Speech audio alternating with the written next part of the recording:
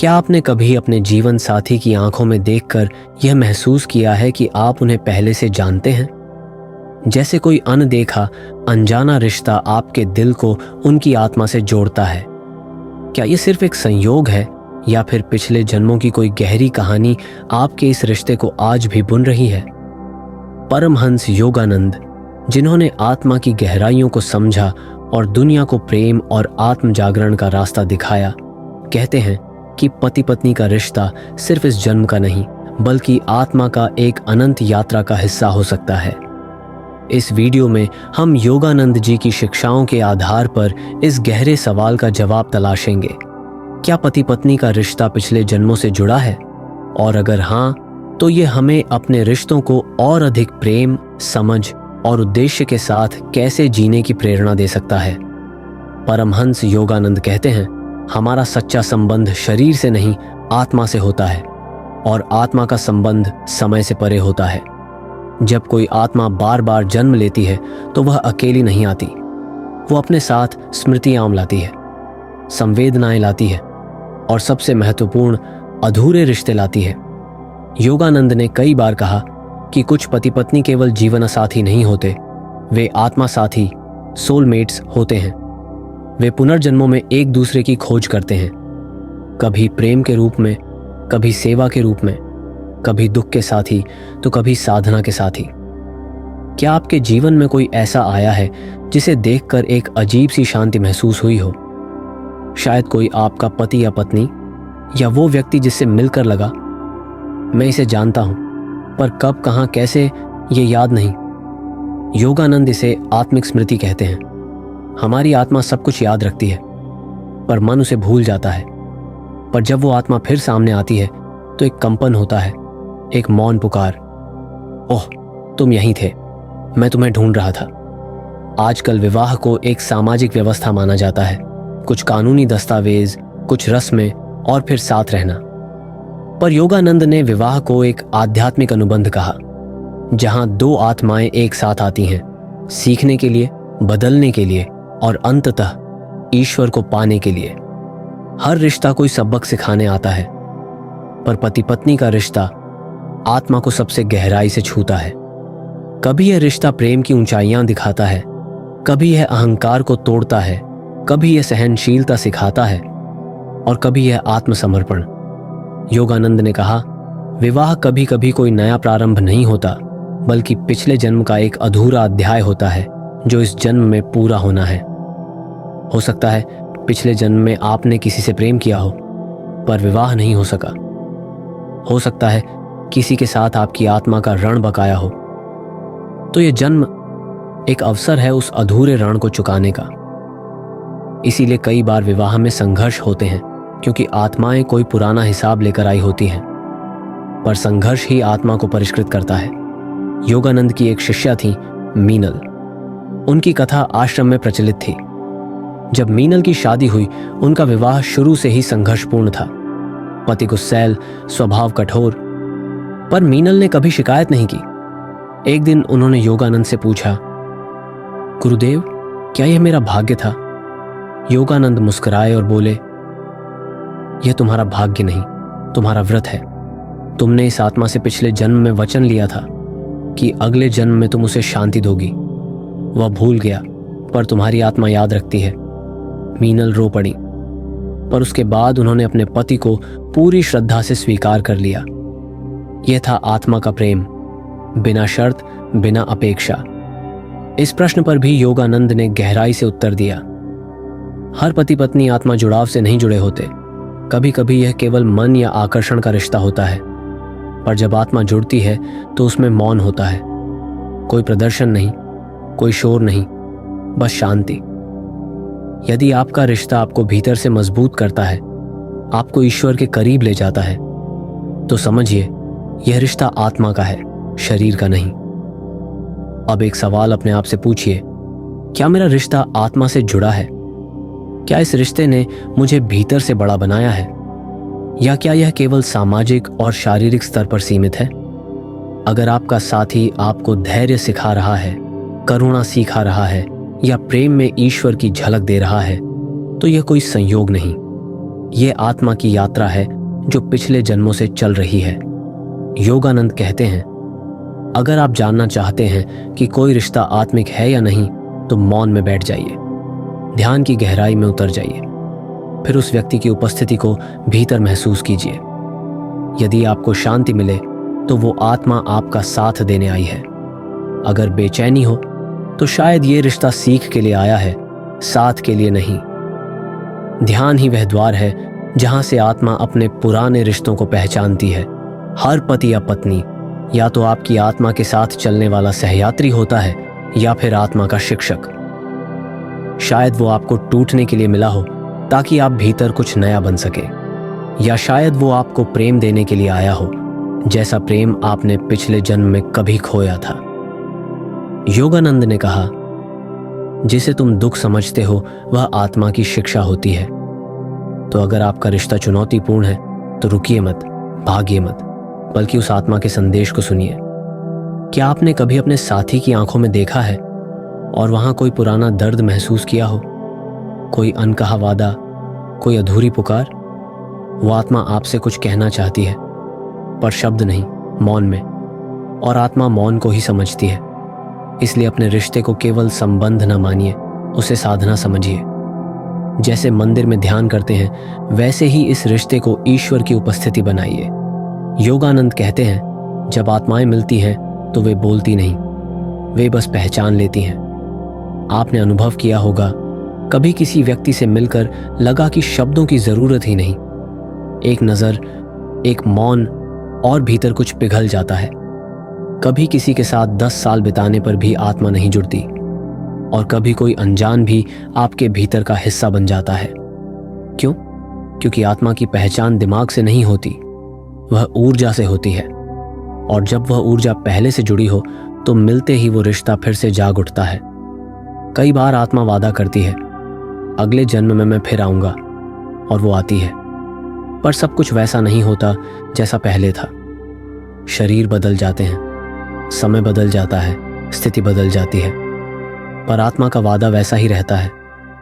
इसीलिए कुछ पति पत्नी के रिश्ते बेहद भावुक होते हैं। उनमें तर्क नहीं होता, बस समर्पण होता है।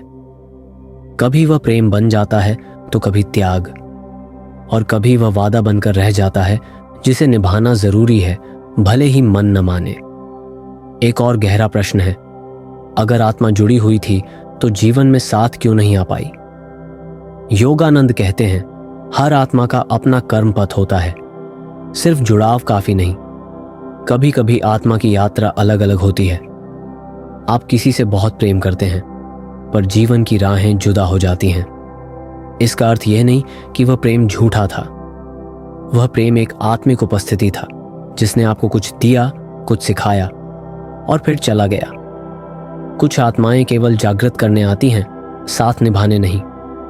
कई बार पति पत्नी का रिश्ता सामाजिक रूप से सही होता है, पर आत्मा भीतर विरोध करती है। और कभी कभी समाज के नज़र में गलत रिश्ते आत्मा के लिए सबसे सही होते हैं। तो कौन तय करेगा कि रिश्ता सही है? मन, परिस्थिति या आत्मा?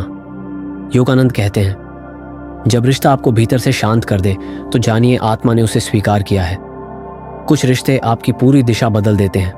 आप पहले जिस तरह सोचते थे, जीते थे, स्वप्न देखते थे, वो सब बदल जाता है।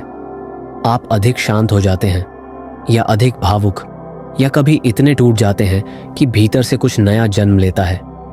यह आत्मा का काम होता है।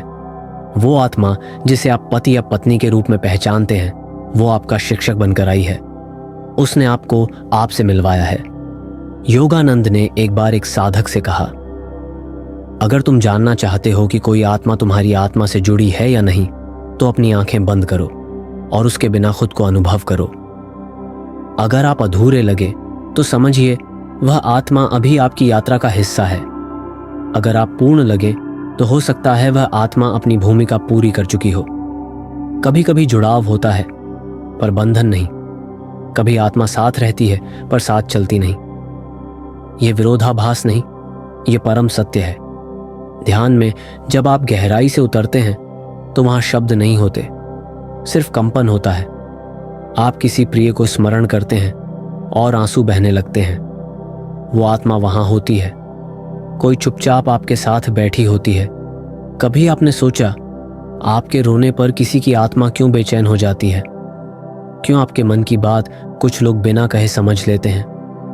क्यों कुछ लोग आपकी पीड़ा को अपने भीतर महसूस करते हैं? क्योंकि आत्मा सुन रही होती है। वो एक गूंगे प्रेम की भाषा है जो केवल मौन में समझी जाती है। योगानंद ने विवाह को योग नहीं, यज्ञ कहा। क्यों? क्योंकि विवाह केवल साथ आने का नाम नहीं है, बल्कि स्वयं को होम करने की प्रक्रिया है। आप अपने अहम को, अपनी अपेक्षाओं को, अपनी शिकायतों को धीरे धीरे यज्ञ की अग्नि में अर्पित करते हैं। वहीं से आत्मा का मिलन होता है, न कि केवल मंगलसूत्र या रस्मों से। सच्चा विवाह तब होता है जब आप एक दूसरे की आत्मा में ईश्वर को देखने लगते हैं। तो कैसे परखें कि आपका रिश्ता आत्मिक है या केवल सामाजिक? योगानंद ने 3 संकेत बताए। शांति, उस व्यक्ति के साथ रहकर मन में मौन हो। विकास, उस रिश्ते ने आपको बेहतर इंसान बनाया हो। ईश्वर की याद, जब भी वह व्यक्ति हो आपकी आत्मा प्रभु को याद करे। यदि ये तीनों बातें हैं तो समझिए ये रिश्ता जन्मों से बंधा है और ये जन्म केवल उसे जागृत करने आया है। पर अंत में हर आत्मा का लक्ष्य क्या है? पति पत्नी होना, साथ जीवन बिताना, या केवल कर्मों का निर्वाह? नहीं, योगानंद कहते हैं आत्मा का अंतिम लक्ष्य केवल एक है, ईश्वर में लीन होना। सभी रिश्ते, सब प्रेम, सब वियोग उसी परम मिलन की तैयारी है। अगर आपका रिश्ता आपको परमात्मा की ओर निकट ले जाए तो समझिए यह आत्मा का सच है, वरना यह केवल माया का एक सुंदर स्वप्न है जो एक दिन टूट जाना है। एक बहुत ही गहरा प्रश्न है, क्या आत्मा सिर्फ एक ही व्यक्ति से जुड़ती है, या क्या संभव है कि आत्मा अलग अलग जन्मों में अलग अलग आत्माओं से जुड़े? योगानंद कहते हैं आत्मा का जुड़ाव सीमित नहीं होता। यह एक बार नहीं, कई बार हो सकता है, पर हर बार उसका उद्देश्य होता है। सोलमेट का अर्थ है जिससे आत्मा कुछ गहरे स्तर पर सीखने या साझा करने आई हो। पर इसका यह अर्थ नहीं कि सोलमेट एक ही होगा या हर जन्म में वही आत्मा साथ आएगी। हर जन्म आत्मा को अलग दिशा में विकसित करता है। कभी एक आत्मा आपको प्रेम सिखाने आती है तो कभी दूसरी आत्मा आपको छोड़कर जाना सिखाती है। दोनों ही सोलमेट हो सकते हैं, एक जोड़े हुए, एक तोड़ने वाले। बहुत से लोग पूछते हैं क्या हर आत्मा को सोलमेट मिलना जरूरी है? योगानंद कहते हैं नहीं, आत्मा अपने आप में पूर्ण है। सोलमेट मिल जाए तो अच्छा, न मिले तो आत्मा अकेली भी परमात्मा तक जा सकती है। सोलमेट एक अवसर है लेकिन आवश्यक नहीं। जैसे नदी को समुद्र तक पहुंचना ही है, कभी वह किसी और नदी से मिलती है और कभी अकेली ही बहती है। यही आत्मा का भी मार्ग है। यदि आपका जीवन साथी है तो उसे आत्मा के विकास का साधन बनाइए। अगर नहीं है तो स्वयं को ही आत्मसंगी बनाइए, क्योंकि सबसे बड़ा सोलमेट आपकी अपनी आत्मा ही है। कई लोग जीवन भर एक सोलमेट की तलाश में रहते हैं, पर क्या वह आत्मा हमेशा मिलती है? योगानंद स्पष्ट करते हैं जब आपकी आत्मा तैयार होती है तभी वह आत्मा सामने आती है जो आपके लिए बंधी थी। आपके भीतर अभी भी क्रोध है, अपेक्षाएं हैं, तो सोलमेट नहीं, केवल पाठ पढ़ाने वाले लोग आएंगे। जैसे ही आप भीतर शुद्ध होते हैं वह आत्मा प्रकट होती है जो वर्षों से आपकी यात्रा में थी। इसलिए सोलमेट का मिलना दूसरे को खोजने से नहीं, स्वयं को खोजने से होता है। योगानंद की सबसे सुंदर बात यह थी, हर आत्मा का अंतिम विवाह ईश्वर से होता है। पति पत्नी के रिश्ते, प्रेम के अनुभव, सोलमेट की खोज, ये सब एक तैयारी है उस अंतिम मिलन की जहां आत्मा ईश्वर में लीन हो जाती है। वहां न अपेक्षा होती है, न दूरी, न वियोग, न संघर्ष, सिर्फ पूर्णता। इसीलिए योगानंद अपने जीवन में विवाह नहीं किए। उन्होंने आत्मा को सीधे ईश्वर से बांधा, लेकिन उन्होंने दूसरों के वैवाहिक रिश्तों को कभी कम नहीं आंका, बल्कि उन्हें आत्मा के विकास का सबसे शक्तिशाली साधन बताया। कल्पना कीजिए, पति पत्नी सुबह साथ ध्यान कर रहे हों, एक दूसरे की आत्मा को मौन में देख रहे हों। न कोई तर्क, न कोई अपेक्षा, सिर्फ मौन। क्या यह कोई कल्पना है? नहीं, यह योग है। यह वही विवाह है जो योगानंद ने सिखाया। जहां दो आत्माएं मिलकर एक मंदिर बन जाती हैं, वहां प्रेम पूजा बन जाता है और मौन मंत्र। अगर आज आपका वैवाहिक जीवन संघर्षों से भरा है तो ये जान लीजिए, ये आत्मा का परीक्षण नहीं, आत्मा का परिष्कार है। हर लड़ाई, हर मौन, हर टूटन आपके भीतर कुछ खोल रही है। और हो सकता है यही संघर्ष किसी पुराने जन्म का उत्तर हो या किसी अगले जन्म का बीज। जैसे मीनल और उनके पति की कहानी, जहां प्रेम नहीं था फिर भी आत्मा की करुणा थी, क्योंकि आत्मा का प्रेम कभी भी सशर्त नहीं होता। कभी कभी आपका काम सिर्फ इतना होता है, किसी आत्मा को प्रेम देकर मुक्त कर देना। ना बांधना, ना पकड़ना, बस प्रेम करना और जाने देना। योगानंद ने कहा, सबसे बड़ा प्रेम वही है जो किसी आत्मा को स्वतंत्र कर दे, भले ही वह आत्मा आपको छोड़ जाए। यदि आपका साथी चला गया या रिश्ता टूट गया तो भी वह प्रेम व्यर्थ नहीं गया। उसने आत्मा को छुआ है और उस छुअन की स्मृति जन्मों तक साथ रहती है। बहुत से लोगों के मन में सवाल होता है, क्या मैं अगले जन्म में फिर उसी आत्मा से मिलूंगा? योगानंद मुस्कुराते हुए कहते, अगर वह आत्मा भी तुम्हारी तलाश में हो तो निश्चित ही मिलोगे, और अगर वह आत्मा मुक्त हो गई तो तुम्हारी आत्मा को कोई नई दिशा मिलेगी। सभी रिश्ते मिलने के लिए नहीं होते, कुछ छोड़ने के लिए होते हैं, पर हर आत्मा अपने आत्मिक साथी को पहचान लेती है, कभी स्वप्न में, कभी आंखों में, कभी ध्यान में। अब अंत में अपने आप से यह पूछिए, क्या मैं अपने रिश्ते को एक आध्यात्मिक साधना बना सकता हूं? क्या मैं इस रिश्ते के माध्यम से ईश्वर को देख सकता हूं? क्या मैं अपने जीवन साथी की आत्मा को एक शिक्षक, एक दर्पण और एक पथ प्रदर्शक मान सकता हूं? अगर हां, तो फिर विवाह सिर्फ एक बंधन नहीं, एक मोक्ष बन जाएगा। और यदि ना हो सके तो भी यह जीवन आपको कुछ सिखाकर आत्मा को अगले चरण के लिए तैयार करेगा। पिछले जन्म के रिश्ते, सोलमेट, पति पत्नी का आत्मा जुड़ाव, ये सब सुंदर हैं, पर इन सबसे ऊपर है आत्मा का विवाह ईश्वर से। हर रिश्ता, हर प्रेम, हर वियोग एक ही दिशा में जा रहा है, जहां आत्मा पूर्ण हो जाती है। तो अब जब आप अपने जीवन साथी को देखें तो एक प्रश्न जरूर पूछिए, क्या मैं इसकी आत्मा को देख पा रहा हूं? और जब आप उसे मौन में महसूस करें तो जानिए, आपकी आत्मा उस आत्मा से पहले भी जुड़ी थी और शायद अगले जन्म में फिर जुड़ जाएगी, या शायद अब आप ईश्वर से जुड़ने के लिए तैयार हो गए हैं। अगर आपको ये वीडियो पसंद आया और आप अपने रिश्तों को और गहरा करने के लिए ऐसी ही आध्यात्मिक और प्रेरणादायक सामग्री चाहते हैं तो हमारे चैनल को सब्सक्राइब करना न भूलें। बेल आइकन दबाएं ताकि आपको हमारे हर नए वीडियो की सूचना मिले। अपने विचार और अनुभव कमेंट सेक्शन में साझा करें और इस वीडियो को अपने दोस्तों और परिवार के साथ शेयर करें ताकि वे भी इस आध्यात्मिक यात्रा का हिस्सा बन सकें। आइए मिलकर प्रेम और आत्म जागरण की इस यात्रा को और आगे बढ़ाएं। धन्यवाद।